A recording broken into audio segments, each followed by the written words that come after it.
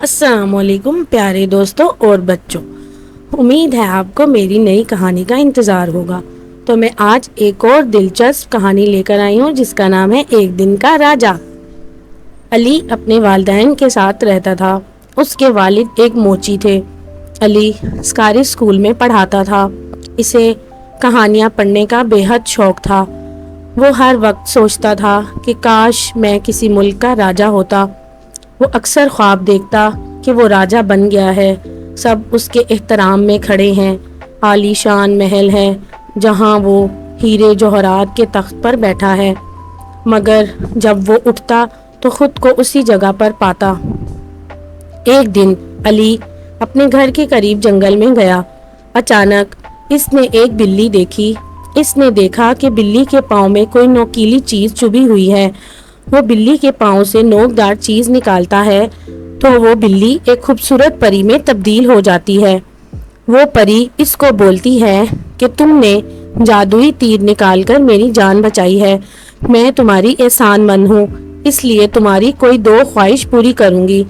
علی جلدی سے کہتا ہے کہ مجھے کسی ملک کا راجا بنا دو۔ تو پری نے کہا آنکھیں بند کرو۔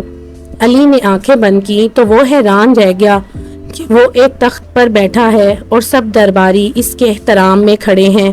ان میں سے ایک درباری کہتا ہے حضور والا کے لیے کھانا تیار ہے۔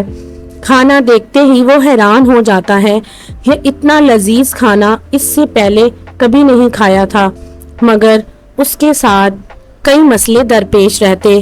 لوگ اس کے پاس اپنے مسئلے لے کر آتے مگر وہ درست فیصلے نہیں کر پاتا۔ زیادہ کھانا کھانے کی وجہ سے وہ بیمار رہنے لگا۔ علی اپنا نظام حکومت ٹھیک طرح سے سنبھال نہیں پایا، اس لیے دوسرے ملک نے اس کی سلطنت کی کمزور حالت دیکھ کر اس پر حملہ کر دیا۔ علی کو جنگیں لڑنے کا کوئی تجربہ نہ تھا، اس لیے وہ ہار گیا۔ دوسرے ملک کے بادشاہ نے اسے قید کر لیا۔ اسے لذیذ کھانے کی بجائے جیل کا باسی کھانا ملتا۔ وہ اپنے والدین اور اپنے گھر کو یاد کرتا جہاں پر اسے کوئی مشکل نہیں تھی۔ اس کی طبیعت ٹھیک رہتی تھی، اسے کھانا کھانے کو خالص غذا ملتی تھی۔ اسے پری کی بات یاد آئی تو اس نے مشرق کی طرف منہ کر کے 3 تالیاں بجائیں۔ پری آئی تو اس نے کہا مجھے پہلے جیسا بنا دو۔ پری نے کہا آنکھیں بند کرو۔ جب اس نے آنکھیں کھولی تو دیکھا کہ وہ اسی جنگل میں موجود ہے۔ تو دوستو، اگر آپ کو میری یہ کہانی پسند آئی تو میرے چینل کو لائک اور سبسکرائب ضرور کیجیے گا۔